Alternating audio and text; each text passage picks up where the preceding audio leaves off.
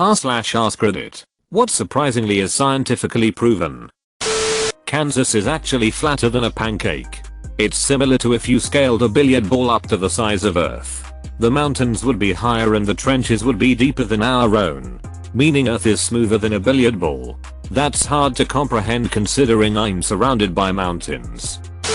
Cracking your knuckles do not give you arthritis, nor will it duck up your joints in any other way. The only bad thing it does is annoy people who don't like the sound. The only bad thing it does is annoy people who don't like the sound, which may lead to a premature death.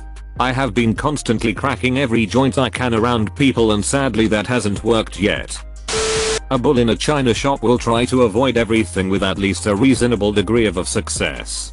So I'm more clumsy than a bull in a china shop. I'm actually banned from a china shop. Cursing after stubbing your toes is a pain. I ducking knew it. Isn't that the case with any stressful or painful situation though? Wouldn't holding back swear words just build up anger? Yup. Cathartic release does pain.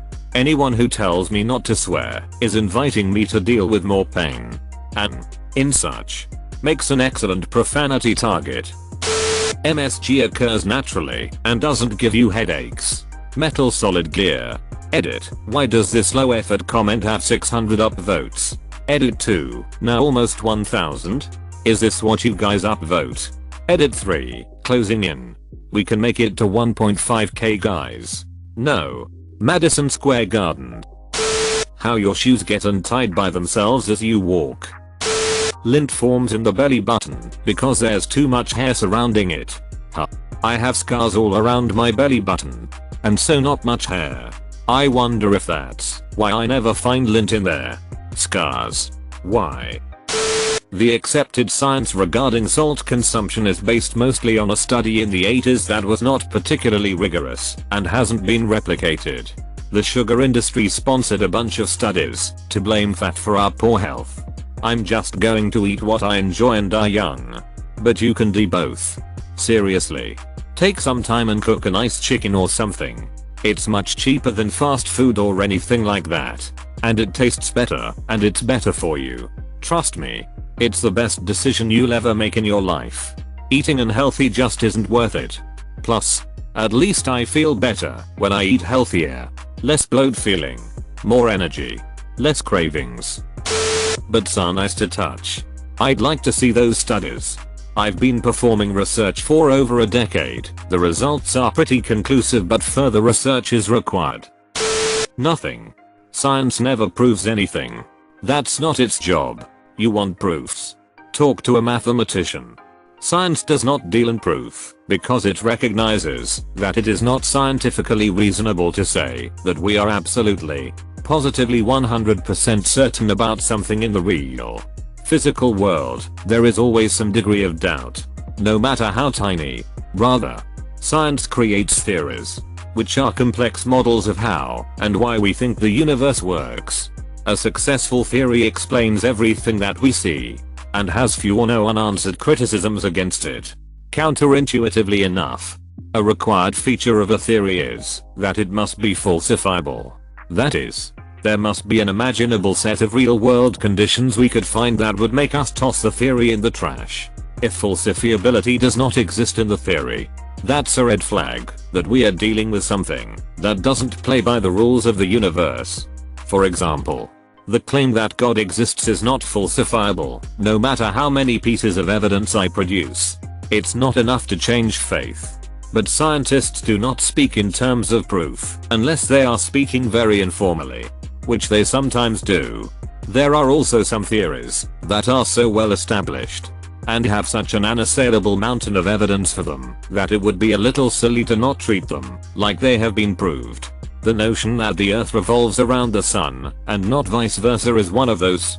It is just a theory, but it's a damn good one. And scientists just naturally treat it like it has been proved. Only a mathematician deals in absolutes. From my perspective, math is evil. Simply wearing underwear is enough to filter contaminating particles out of your farts. I believe some scientists performing surgery were wondering so decided to test it out.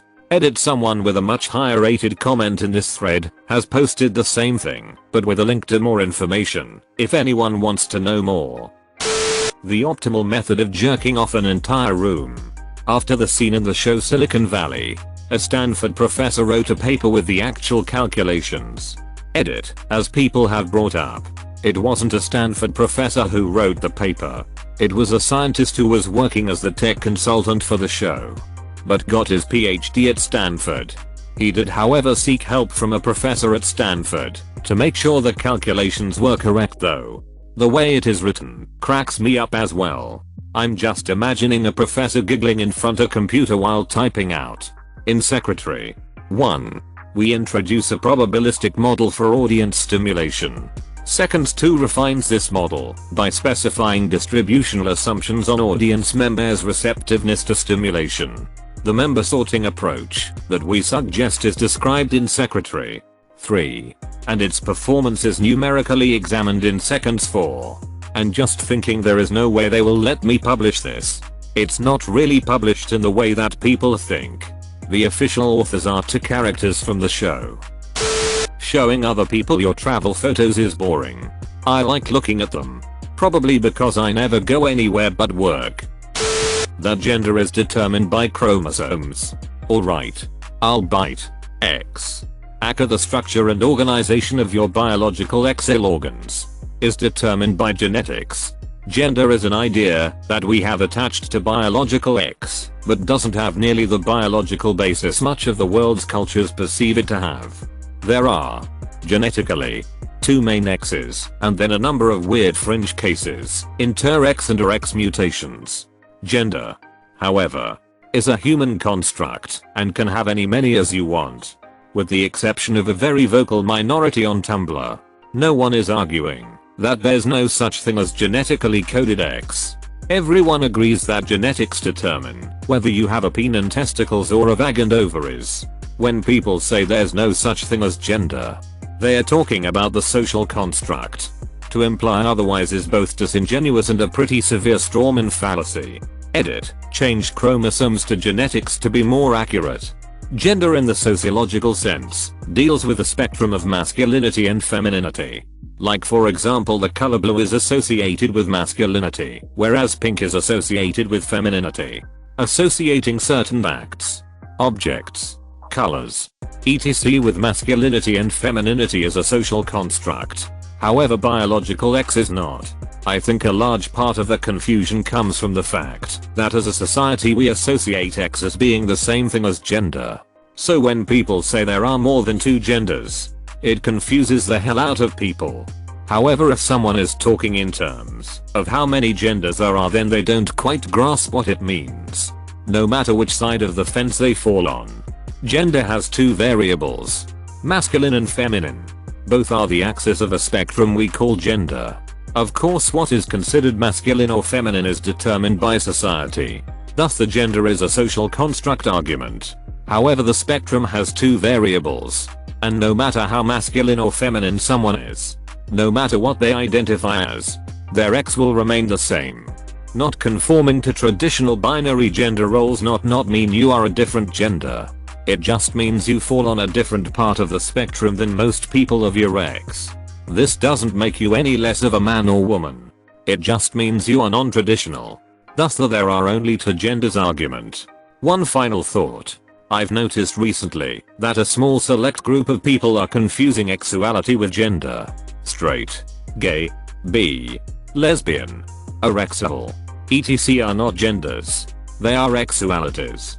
I know most of you already know this, but there is always someone that needs this said. You can be a gay guy, yet still be masculine. You can be a straight guy yet be feminine, and vice versa. So all this can be very confusing, so recap. X is binary, male/female. Gender is the spectrum between masculine and feminine.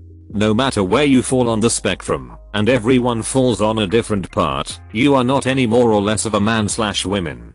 That is to say, no matter if you conform to traditional gender roles or not, you are still the biological X your genetics determine you to be. Squeezing boobs can prevent breast cancer.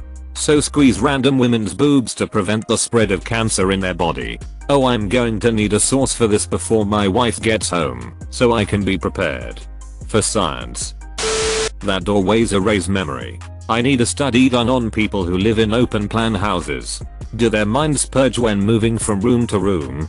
Or do they remember more things between rooms because they don't have doors? To put it simply, your brain will divide your experience into timelines based on physical spaces. Walking through any sort of threshold, perceived or otherwise, will cause your brain to switch to the appropriate timeline and purge any information it deems unnecessary from the last timeline. Thus you forget why you walked into the kitchen.